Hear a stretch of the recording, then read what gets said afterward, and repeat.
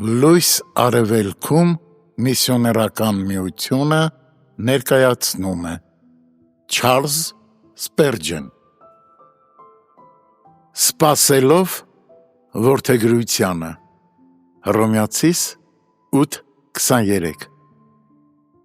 Նույնիսկ այս աշխարհում սրբերն Աստծո զավակներ են, սակայն մարդիկ դա չեն տեսնում և չեն հասկանում, մինչև որոշ բարոյական հատկանիշներ չեն նկատում նրանց մեջ։ Որդեգրությունը ակնհայտորեն դրսևորված չէ, երեխաները բացահայտ հայտարարված չեն, հռոմեացիների մոտ մարդը կարող էր երեխա որդեգրել և երկար ժամանակ գաղտնի պահել դա, սակայն կար նաև երկրորդ, հրապարակային որդեգրությունը, երբ երեխային բերում և կանգնեցնում էին նշանակված իշխանությունների առջև, այնուհետև նրա հին հանդերձները հանում էին և հայրը, որը որդեգրել էր այդ երեխային, նրան նոր կարգավիճակին համապատասխան հագուստներ էր տալիս նրան։ Սիրելիներ,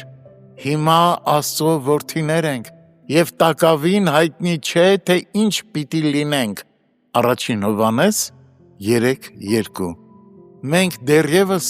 չենք հանդերձավորվել այն հագուստներով, որոնք վայել են երկնային ընտանիքի անդամներին, այլ այս մարմնի և արյան մեջ կրում ենք Ադամից ժառանգած հանդերձները։ Բայց գիտենք, թե երբ նա, որ շատ եղբայրների մեջ անդրանիկն է, Հռոմեացիս 8:29, հայտնվի, նրան նման կլինենք, որովհետև կտեսնենք նրան, ինչպես որ է։ Առաջին Հովհաննես 3:2 Կարող եք պատկերացնել, թե ինչպես է հասարակության ամենաստորին խավերից վերցված և հռոմեական սենատորի կողմից որդեգրված երեխան ասում ինքն իրեն. «Ես փափագով սպասում եմ այն օրվան, երբ հանդիսավոր կերպով հրապարակայնորեն կորդեգրվեմ, այդ ժամանակ ես վերջապես կազատվեմ այս գեղձկական հագուստներից և իմ սենատորական աստիճանին համապատասխան կհագնվեմ»։ Երջանիկ լինելով իր ստացածով, նա հառաչում է, մինչև լիարժեքորեն ընդունի այն, ինչ իրեն խոստացվել է։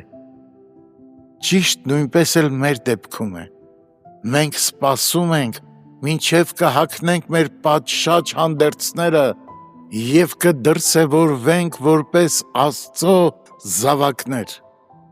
Մենք երիտասարդ ազնվականներ ենք և դեռ չենք կրում մեր թագերը։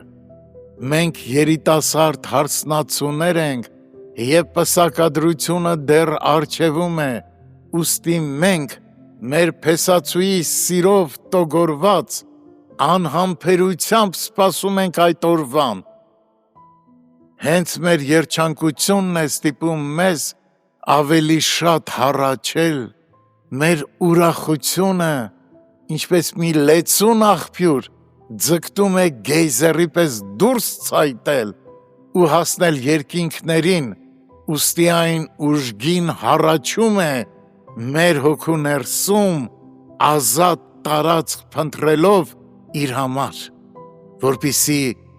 դուրս հորդի և իրեն հայտնի մարդկանց։